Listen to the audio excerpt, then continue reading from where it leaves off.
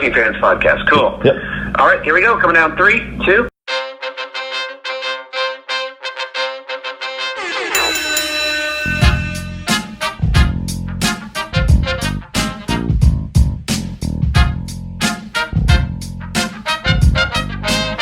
Welcome back for another week of the Working Fans Podcast. This is AJ. I'm the former wrestler. We've got Dave, the ultimate fan, here with us. As we do every week, our producer Joe likes to make us sound good and makes us look way more professional than we actually are. As always, you can find us on Twitter, that's @FansWorking, Facebook, Working Fans Pod. We've got email where you can reach out to us and please contact us to let us know what you think of the podcast and for any ideas that you might have. That's workingfanswrestlingpod@gmail.com. We're on Instagram where you can keep up with us at workingfanswrestling_pod. And then you can now listen to us on all major platforms, including Anchor.fm. We're on Google Podcasts, Spotify, Breaker, Overcast, Pocket Casts, Radio Public, Apple Podcasts, and you can actually check us out on YouTube. Now, it's important when you go onto the Apple Podcasts and YouTube, hit that subscribe button, give us a rating, let us know what you think so you can help us out and we can continue to do what we love and bring you guys in as fans. All right, everybody, it's the Working Fans Comedycast, and today we got Mr. Nathan Wallace, our first comedian that we've had on. So excited to do this. Nathan, how are you, sir? Good, man. I'm glad. We're cherry popping today with the first comedian out. Look at him, Nathan Wallace. Who's that? You don't know, but you're going to find out today. Goddamn right we are. Who were you a fan of before you got into comedy? Who were some comedians you liked? Oh, man. You know, it's just that before I got into comedy, I actually grew up loving, like, Henry Cho, Gallagher. You know, that's what was on when I was a kid and I was able to watch. So a cleaner comedian, I always enjoyed that. Of course, you know, Dave Chappelle once I got a little bit older. But now that I'm doing comedy, man, I realize there's so many good comedians out there. You know, the ones that we see on TV it's just a sprinkle of what's running around out there actually doing the stages around the country. So back then it would definitely be Gallagher, Henry Cho, and Dave Chappelle. But now I have so many comedians I just love. Patrick Garrity. People may never heard of this guy, but he's one of the funniest people I've ever met. So you start to really develop almost a different appreciation for the art of comedy as you become a comedian.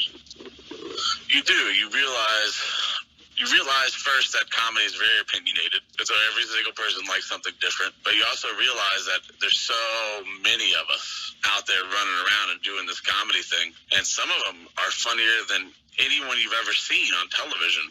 But they just don't have that spark, that one thing that television promoters like, so they just never really make it, you know? Isn't it, like my experience too, just between working and talking to different people in different fields, I'm more the same with comedy. It's a lot about timing too, like, you know, like sometimes it's just the right time and sometimes you just never get your chance. Yeah, I mean, my mom always said growing up, she said, every door that opens, walk through it, you know?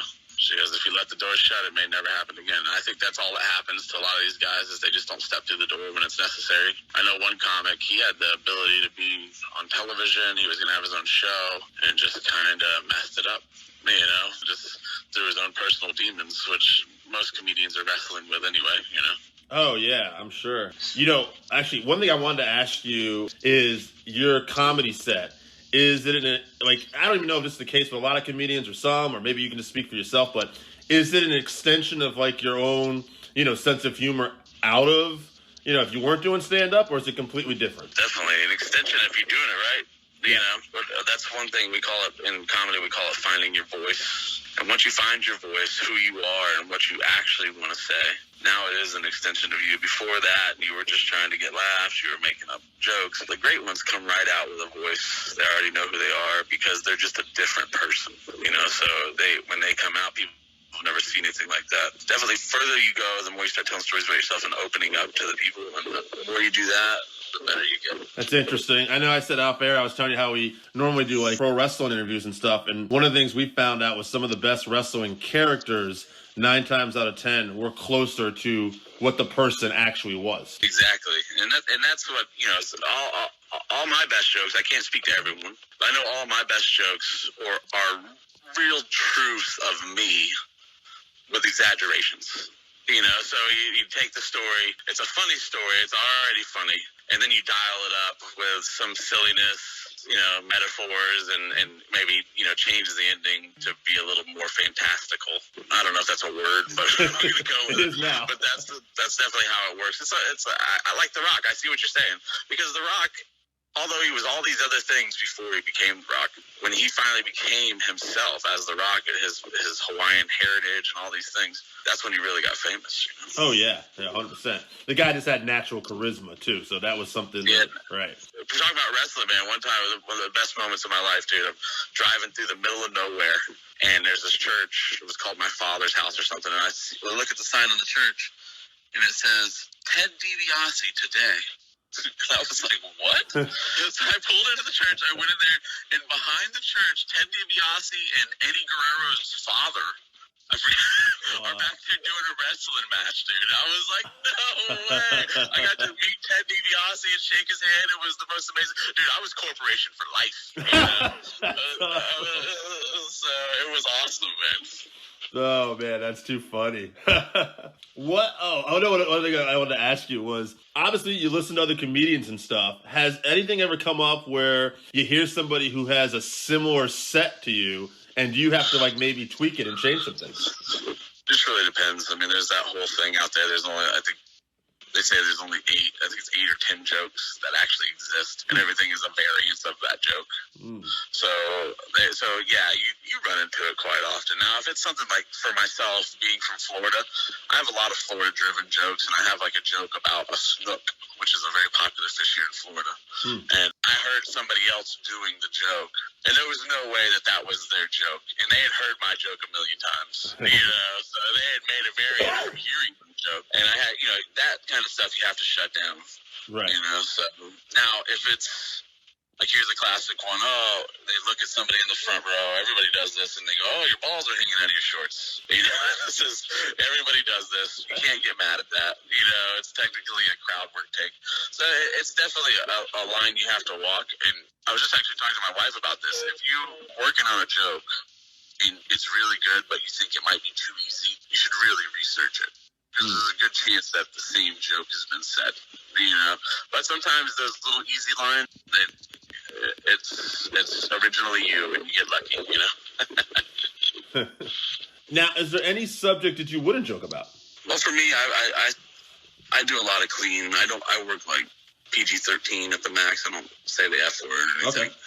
So there is definitely limits for myself. If you look at all the people who are really popular, most of them are pretty clean comics. And then the real dirty ones have carved out a niche for themselves. Your Jesselnicks, your Amy Schumers, a huge niche. A huge niche, granted.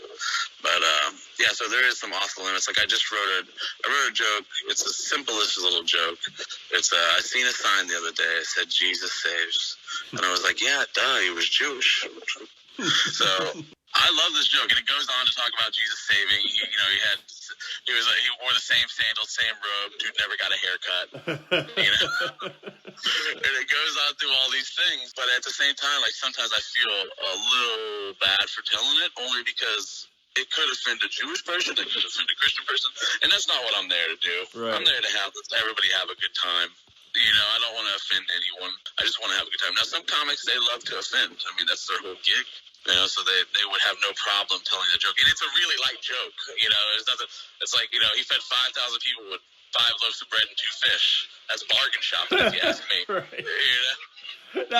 They're like, can we get wine with this bread and fish? He's like, do I look like I'm made of frankincense and myrrh? Let me ask you, so I always thought that it was more challenging to, keep your act clean. But I guess I'm kind of wondering, that's not necessarily more challenging, but it's just different, right? There's different set of problems. So if you're a filthy comedian, you can excel, but your act better be pretty good. But if you're a clean comedian, you got to operate in a certain set of guidelines. Yeah, you're in premises. You're definitely in a set of guidelines there. The dirty comedians, you're 100% right with that, because the dirty comedians, you have to be really good, because the majority of the field is a dirty comedian. Everyone, especially the first couple of years, everyone's telling dick jokes. It's dick, even the women. It's not just men out there telling dick jokes. It's women. If you want to be, they have to be provocative and amazing jokes. That's why Jesselnick does so well. they're all just dirty, but it's, you know, you got your Joe Mackey's. Joe Mackey, hilarious. He's not dirty. He's just dark. You know, very dark. I mean, you have to be right on the money. And even with clean, there's multi-levels of it. You know, I found out just recently, I'm not church clean yet. You know, right. And I had to find out in the fires of church. You know? They were not real super happy. They weren't, you know, I wasn't dirty. I didn't say any bad words. Right. It's just the subject matter was a little bit much. You know, so like just one of the lines I go, I know she's on her 5th illegitimate child. You would have thought that I like turned the cross upside down in that place. Brutal.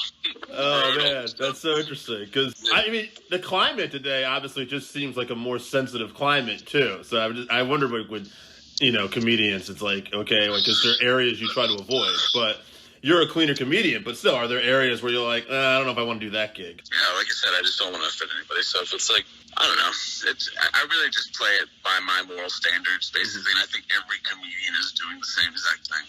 Some people will morally not want to tell a joke. You know, I have a story that's a true story. Okay.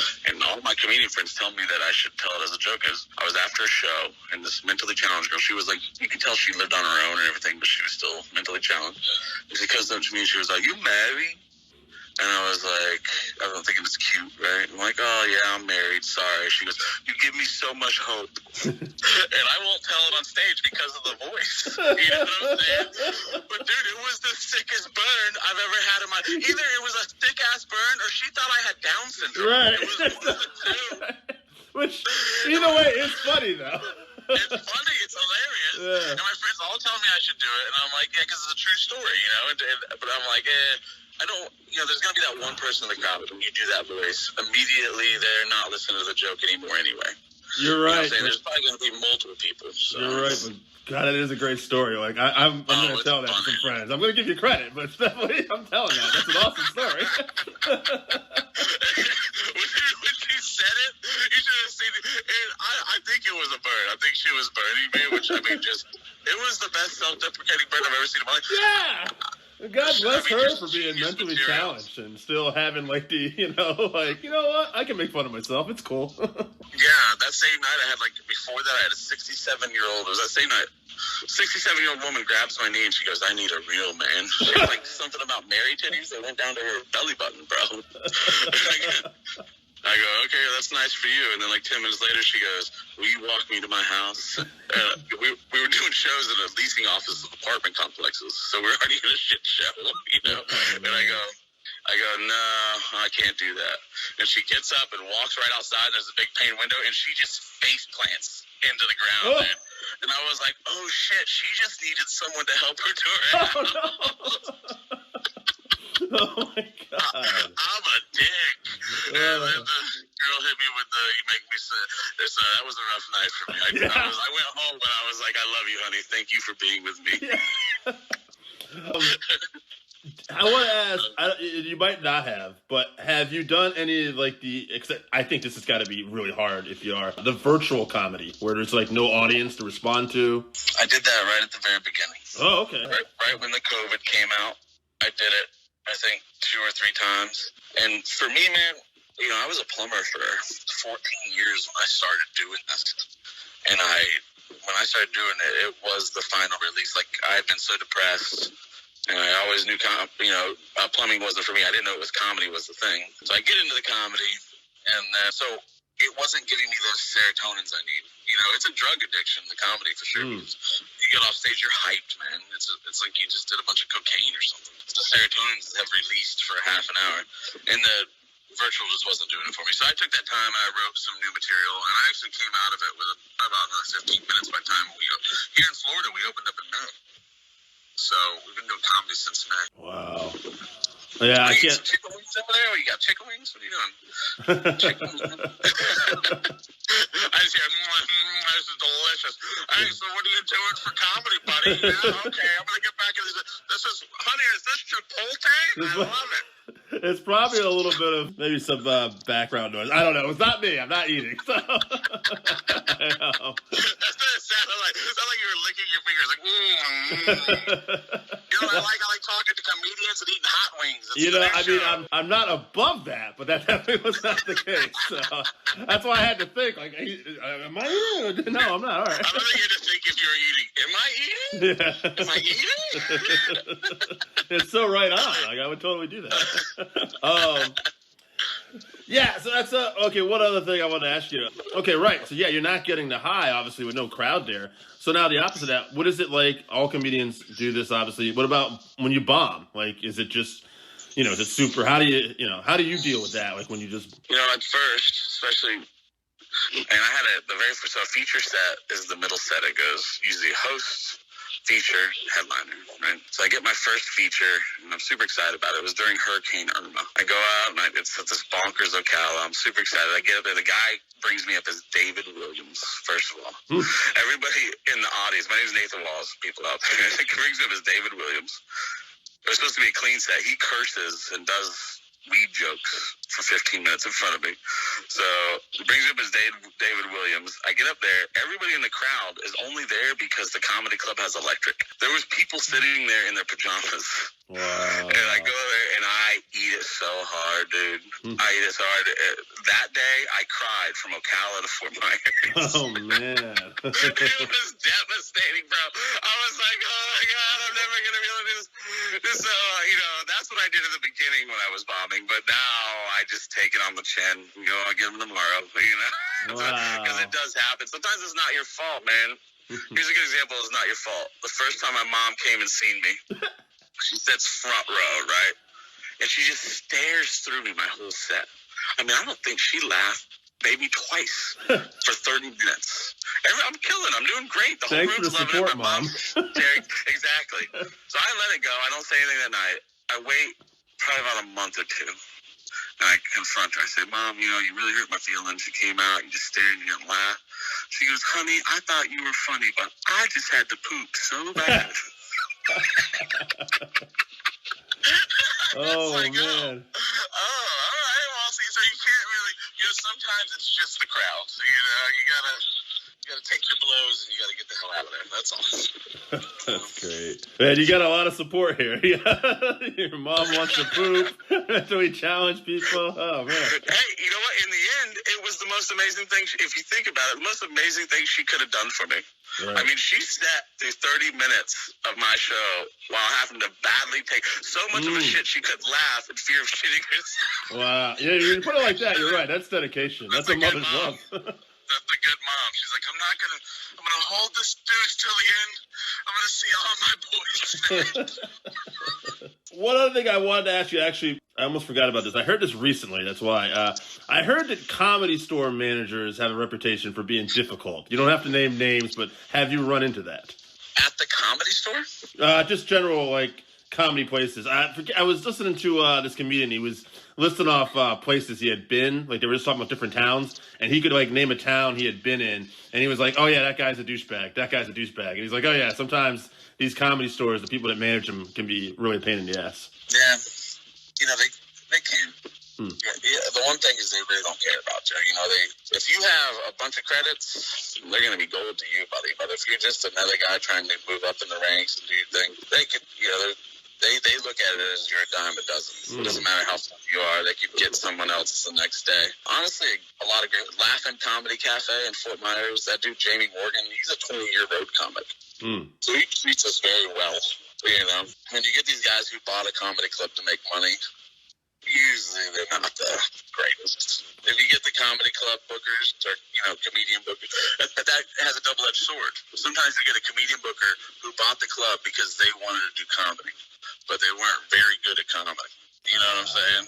Yeah. So then they get bitter, and it turns into, now it's a power trip for them to, it's just like any job, man. It's person to person. Some managers suck, and those are the ones that don't, do well. So. Well, this is very enlightening, my man. You definitely have, I think some of your personal stories might be funnier. I haven't heard your bit, but I mean, some of your personal stories are fucking great, man. Yeah, the bits are, my whole set of personal stories pretty much just, it gets some of the stories I don't tell just because I'm not there in my, I'm not there yet. I can't release those things about myself. There's so many more that are, I wouldn't tell you, but man, is it funny stuff that happens, dude. It's super funny. Interesting. So part of like, I guess being a great comedian too is like how much you can tap into that, and like. Well, that's what really worked for me. Like I said, I was a plumber for 14 years, and I had a lot of stories. I'd already had a wife, had a house, I lived a life. A lot of these guys, they come out 18 years and they start being comedy. They have nothing to talk about because they haven't done anything yet. So right. I had lived an entire life that I had stories for days about, Right. because I didn't just sit around at the house. People used to say, they'd be like, "Oh, we're going out with the Wallaces tonight. It's going to get crazy." So that always happens, and we always have a blast. When I take that Myers-Briggs test or whatever, I'm a 98% extrovert. So we're gonna have a good time, Well, is there anything you want to promote you got coming up? Social media, hit it. Yeah, when's this gonna drop? This is Tuesday. I'll be at West Palm Improv opening for Brian Regan on January 24th. Yeah, so that's gonna be really fun. Come check it out. It's like that place holds 600 people, man. It's like I think they're putting in like 350 because of social distancing, but it's a great show, and everybody loves Regan, man. Oh, he's great. Yeah, actually, he's someone I have seen live. Yeah, he's a blast. Yeah, I'm super excited about it. It's a crazy thing because I have to open for 15 and then close for 15. So basically, they get to see Regan and they got to watch me for 15 more minutes. That's gonna be fun. Yeah. This is like they brought the Caesar salad with the check. You know what I'm saying? Right. It's like, what the. I don't want this salad. They're making me eat it. I don't like this.